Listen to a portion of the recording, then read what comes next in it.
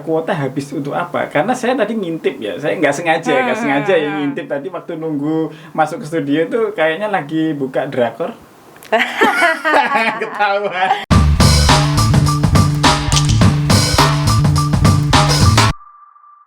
Hai Godlover sekalian, jumpa lagi dengan saya Mas Irfan.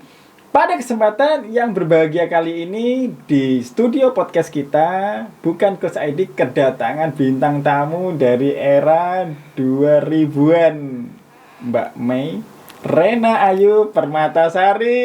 Oke. Saya dulu dong, Mbak. Luar biasa, ini renyah banget senyumnya dan menggelegar. Oh iya.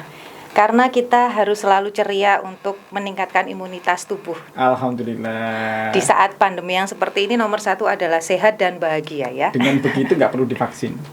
Kebetulan alhamdulillah saya sudah selesai divaksin. Iya. 2 kali apa 3 kali? 2 kali Mas ya, cukup ya. Gimana nanti? Vaksin sendiri ya yang ketiga kali. Gimana? Mbak Rena gimana kabarnya? Alhamdulillah sehat dan pastinya bahagia ya, harus bahagia. Harus bahagia. Dan channel podcast ini nggak boleh ada yang tidak bahagia, termasuk kru ya, meskipun belum gajian juga harus bahagia. Iya, harus bahagia apapun itu ya, harus bersyukur kuncinya, oke? Mbak Rena, saya masih ingat dulu pertama kali ketemu kan waktu survei ke kafe-kafe gitu ya, dan saya waktu itu nongkrong ya. Iya. Nah, gimana tuh hobi ngafenya masih tetap berjalan nggak sampai hari ini? Kebetulan masih ya, karena kopi adalah bagian dari It's My Life. Karena tanpa kopi dunia itu terasa hampa. Karena kebetulan saya juga pecinta kopi ya. Oke. Jadi cocok sekali ya. Luar biasa ini. Jadi vaksinnya makanya harus lebih dari 2 itu. Jangan. Gitu. Ikuti anjuran pemerintah, 2 kali saja dulu yang pertama. Oke. 2 kali atau 2 periode? 2 periode. Ya, 2 periode. Atau 1 periode. Ini baru mulai aja saya sudah gobios ya ini. Mbak Rena, ini ngomong-ngomong ya seputar ibu rumah tangga. Sebagai seorang ibu yang memiliki putra putri di era pandemi seperti ini, kan kita ngobrol nih. Kemarin hari banyak sekali orang mengeluh tentang ekonomi semakin sulit lah, belanjaan semakin banyak lah ya, meningkat ya, kos untuk belanja dan sebagainya. Menurut Mbak Rena sebagai seorang wanita karir dan ibu rumah tangga seperti apa? Jadi gini ya, kita tidak bisa menyamaratakan setiap orang harus bagaimana cara mengatur keuangannya ya.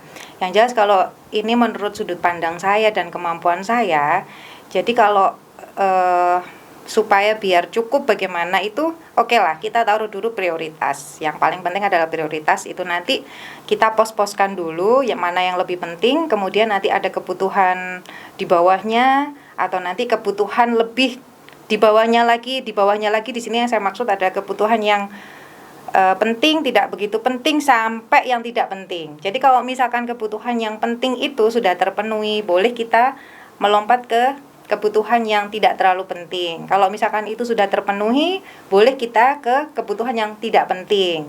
Itu kalau dari saya ya. Jadi kalau misalkan saya suka ngafe atau ngopi, berarti itu kebutuhan bukan itu sebenarnya juga masuk di kebutuhan yang istilahnya tidak penting ya.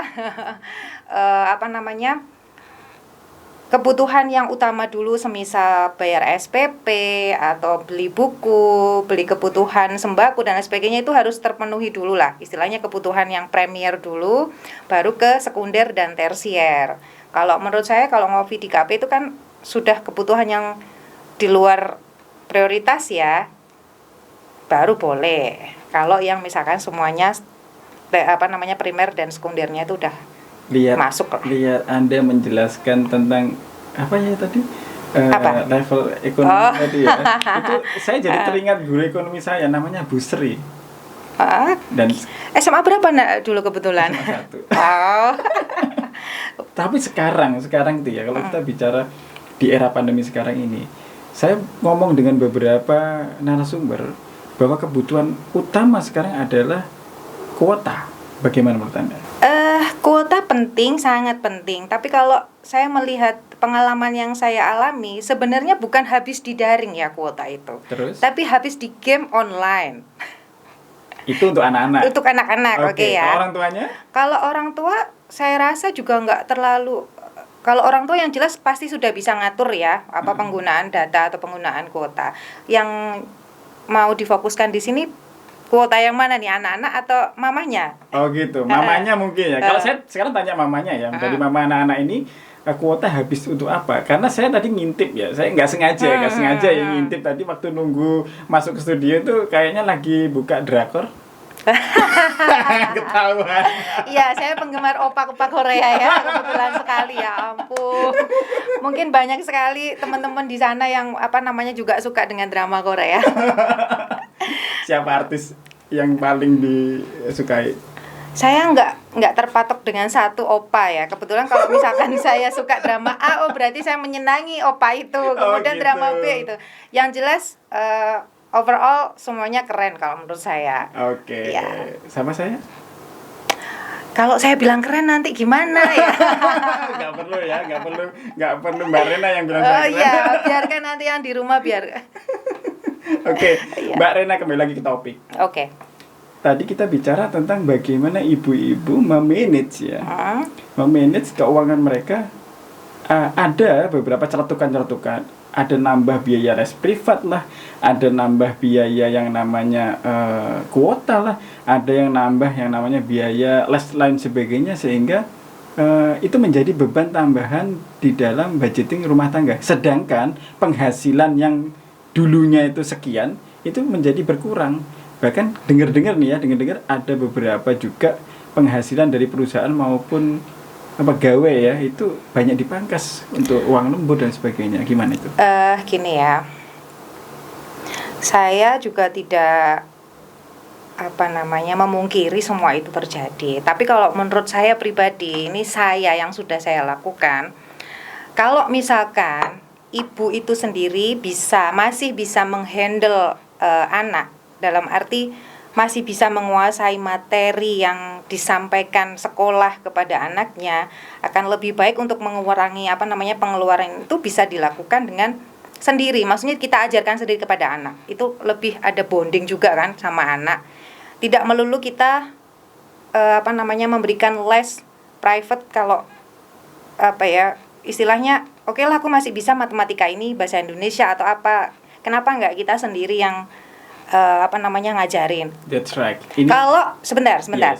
Kalau misalkan alasannya nggak ada waktu dan lain sebagainya, saya rasa pasti bisa lah. Ada kompromi antara waktu dengan bagaimana caranya ke anak itu. Itu kan salah satunya ya. Kalau misalkan di luar konteks utama pelajaran, kalau kayak misalkan anak SD itu kan materi pokoknya kan pelajaran di sekolah ya. Kalau misalkan di luar kemampuan akademis, misalkan kita mau les non akademis, nah itu yang baru kita pikirkan gimana nih budget yang untuk les di luar urusan akademis terganggu nggak dengan adanya pandemi ini.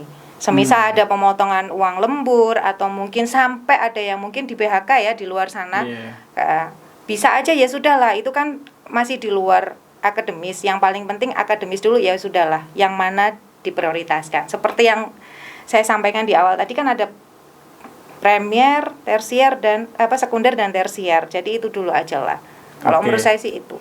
Mbak Rena bisa sejauh ini sukses ya, baik di karir maupun mendidik anak-anak. Masih berjalan. Doanya saja ya. Amin. Supaya bisa sukses, amin. Resepnya apa sih? Kan konon ini saya dengar nih pernah jadi nominator Panji Garu. Aduh. Iya, dulu waktu SMA sempet mencicipi ya yang namanya dunia modeling seperti apa. Terus terang karena hobi saya itu suka di depan umum, jadi nggak tahu kenapa saya suka yang namanya ngajar, kemudian ikut kegiatan modeling, menyanyi dan lain sebagainya. Bisa nyanyi juga? Little ya sedikit. Ya kapan-kapan kita undang khusus dengan tema 17 Agustus. Nah, tapi sepertinya takdir saya bukan menjadi seorang artis. Iya, terus? Menjadi sekarang kegiatannya menjadi pendamping koperasi ya di Dinkop Kota. Oke. Sampai jadi, sekarang masih ya? Masih. Jadi ya berkarir di situ dulu lah. atau mungkin ada karir-karir lagi yang lain menyusul, boleh lah. Tapi dulu memang mengawali karir memang langsung di dunia sekarang ini atau enggak, kebetulan gini. Waktu proses saya melanjutkan sekolah S2, saya dari awal masuk S2 sampai dengan tahun 2016 sekitar itu saya juga ngajar di kampus saya. Jadi saya membantu dosen. Saya sebagai asdos yang dipercaya untuk mengajar adik-adik yang di tingkat S1. Oke. Kemudian setelah saya keluar di tahun 2016, saya juga sempat mengajar di STKIP Nganjuk. Jadi iya. Jadi ada beberapa kendala memang yang mengharuskan saya untuk mengambil keputusan, oke lah saya keluar. Seiringnya waktu kok nggak tahu ini kenapa saya menjadi seorang penyuluh di koperasi. Oh gitu. Tapi enjoy kan ya? Ya. Bagaimanapun begitu? harus saya nikmati Yes, apa yang betul. sedang saya jalani agar sekarang. Kita bahagia. Iya. Ketika bahagia kita terhindar dari virus. Yes. Sehat ya. Jadi Iya. imunnya meningkat terus ya. Betul sekali. Makanya yang sedang kita campaign-kan itu adalah yang pertama adalah pola hidup sehat dulu. Baru kemudian mindset untuk berbisnis dan kemudian ya menjalin relationship yang lebih baik lagi. Karena kalau nggak sehat bagaimana bisa beraktivitas? Betul itu sekali. Yang paling penting. Mbak Rena, Ya. ini kan kita lagi ada ini program yang namanya MBC, Mas Ervan Business Challenge yang untuk para UKM, pelaku usaha, bahkan startup. Jadi teman-teman mahasiswa ataupun milenial yang ingin memulai usaha mereka itu bisa join ke sini. Menurut Mbak Rena gimana nih? Dari analisa sudut ekonomi kekinian di era pandemi. Sangat bagus sekali, tepat, karena di era sekarang ini digital itu nomor 1 menurut saya. Kalau era, apalagi era pandemi sekarang ya, yang jalan kan tetap yang di online kan. Oke, penjualan, pemasaran apapun sekarang kita fokuskan juga melalui online, sistem online. Kalau misalkan melalui podcast ini bisa mempromosikan, ya malah lebih bagus, karena yang namanya dunia maya itu kan tidak terbatas pada satu tempat. Jadi semua orang bisa mengakses. Jadi Betul kita bisa sekali. enak sekali memperkenalkan produk, membranding atau apapun itu. Lebih tepat sekali memang melalui channel yang seperti ini. Nah, terima kasih atas supportnya untuk program MBC dan podcast Bukan Coach ID. Mbak Rena, boleh dong saya tahu bagaimana kiat-kiatnya dulu ketika masih muda hingga bisa berkarir seperti sekarang ini dan sukses mendidik anak-anak dan bisa menjadi ibu yang efisien. Saya pikir ibu yang efisien ya, di tengah pandemi seperti ini masih bisa nonton drakor, masih bisa ngafe dengan santainya. Ini kalau nggak benar-benar termanage ya dengan baik, nggak mungkin bisa seperti itu.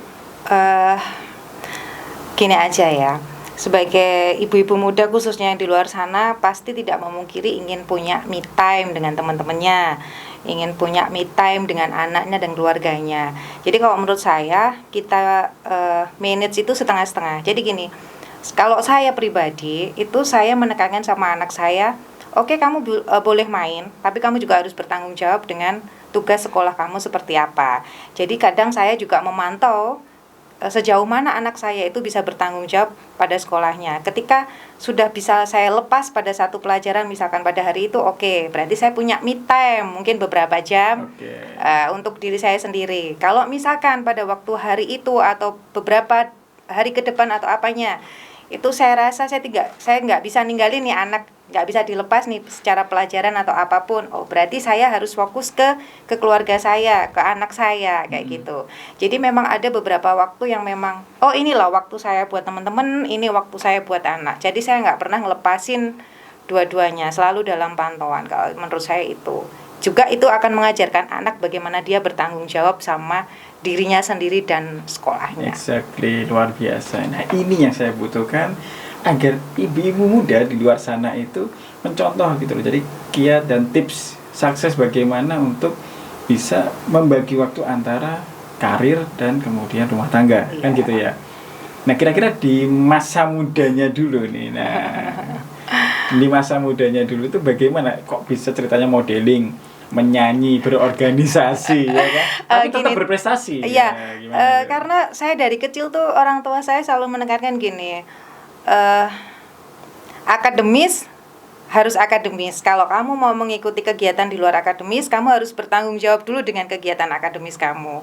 Nah, di saat itu saya bisa membuktikan kebetulan ya, kebetulan ketika saya mengikuti banyak kegiatan, banyak aktivitas, lomba-lomba apapun, saya tidak mengganggu kegiatan akademis saya. Alhamdulillah juga dari SMP sampai dengan jenjang S2 saya itu kebetulan alhamdulillahnya itu di universitas negeri juga, SMP negeri juga, SMA negeri juga. Jadi paling tidak saya juga bertanggung jawab dengan akademis saya. Oke, luar biasa sekali. Lahir di Kediri kan? Kediri dong. Besar di Kediri. Kediri. Oke, apa yang paling disuka dari Kediri? Yang jelas Kediri itu kotanya nggak macet, orangnya ramah. Kemudian untuk ngafe masih murah ya standarnya. Suka ngafe di mana sih? Saya nggak terpatok pada satu tempat ya. Oke. Kalau saya pengennya ke sini ya saya berangkat ke situ. Saya pengen ke A ya ke A. Jadi Yang nggak penting ada bisa. kopinya. Yang penting saya cocok dengan makanan sama minumannya. Oke lah, masuk ya. Masuk, oke. Tempatnya, suasananya, tergantung kebutuhan. Mau yang rame atau mau tenang gitu. Kediri nggak macet. Akan tetapi ekonomi terus bertumbuh. Oh yes. Nah, ini saya pengen tahu analisa ekonominya bagaimana. Karena kecenderungannya kota yang memiliki tingkat ekonomi tinggi itu kebanyakan macet. Ya kan? Nah, gimana itu? Kediri memang dikatakan kota yang di tengah-tengah ya. Jadi dia kalau menurut sudut pandang saya, Kediri itu tidak terbelakang ataupun terdepan. Dia berada di stuck di tengah-tengah. Karena semuanya masih dalam range yang tumbuh tapi tidak sampai sangat pesat, tapi macet juga tidak macet banget gitu loh. Jadi kalau misalkan masa pandemi ini, misalkan di UKM sendiri pun kan juga masih berjalan. Betul sekali. Mungkin ada beberapa pelaku usaha yang mungkin merasakan sangat sekali dampaknya, mungkin ada. Tapi sejauh yang saya lihat itu juga masih banyak yang berkembang gitu loh maksud saya. Seperti Anda yang membuka cabang usaha baru, berarti kan tidak mengalami macet ya. Ya, tapi tidak untuk dibongkar di sini. Iya, oke maaf Nanti dikira sekali. promosi Oh ya. iya. Enggak, sebetulnya kalau misalkan membicarakan masalah UKM sedikit menyinggung, kalau di masa pandemi ini kan yang tidak terpengaruh kalau menurut saya di bidang makanan dan minuman. Iya, kuliner masih Kuliner sangat masih diminati. Mungkin yang sangat berdampak itu kan sektor-sektor yang tersier itu tadi kan. Betul, ya. betul. Mungkin ada tas, sepatu apa gimana itu mungkin sangat berpengaruh ya. Tapi kalau makanan menurut saya enggak. Masih tumbuh. Bandara, sebentar lagi ada bandara. Yes, itu sangat akan membantu perekonomian. Pasti nanti di bandara itu tumbuh kos-kosan kontrakan banyak. Yes. Kemudian angkutan umum yang banyak, apalagi tumbuh warung-warung, kopi-kopi. Itu yang saya pengen dapetin. Jadi analisa dari seorang S2 ekonomi mengatakan bahwa hari ini ketika sudah mulai tumbuh lingkungan di sekitar bandara, maka hal yang perlu diperhatikan adalah di mana akan tumbuh kos-kosan dan tempat jualan yang banyak. Iya, pasti. Properti. Betul sekali.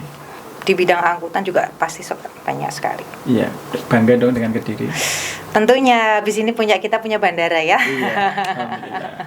Nah, saya ingin pada tag yang terakhir ini Mbak Rena memberikan sedikit kata-kata optimisme yang bisa memotivasi teman-teman UKM dan para milenial yang saat ini sedang menjadi pejuang wirausaha dan startup bisnis di usia muda agar mereka tetap memiliki optimisme jiwa petarung dalam bisnis dan wirausaha di seluruh Indonesia dan khususnya di Kediri. Silahkan. Yang jelas jangan mudah menyerah. Nikmati apa yang menjadi kerjaanmu sekarang yang sesuai dengan passionmu, maka itu akan menjadi kesenanganmu dan akan menghasilkan sesuatu yang pastinya kreatif dan inovatif kalau memang sesuai dengan apa yang kamu minati. Itu sih menurut saya, karena semua harus dilakukan sesuai dengan hati yang senang. Kalau kita melakukan sesuatu yang tidak kita sukai, maka juga akan menghasilkan sesuatu yang tidak begitu bagus. Kalau itu luar menurut saya. biasa sekali statement dari seorang nominator Panji Aduh. Galuh tahun 2000 Kota Kediri. Tepuk tangan untuk Mbak Rena. Terima kasih Mbak Rena atas kedatangannya di podcast kami Bukan Ghost ID. Jika Anda ingin bertanya seputar ekonomi, konsultasi tentang finansial dan sebagainya, bisa tulis di kolom komentar di bawah ini yang nanti insya Allah akan langsung dibalas oleh Mbak Rena. Bisa kan ya? Oke, terima kasih. Jangan lupa like, subscribe, dan follow di Instagram saya bukancoach.id. Sekian dari saya dan Mbak Rena. Sampai jumpa. Ya.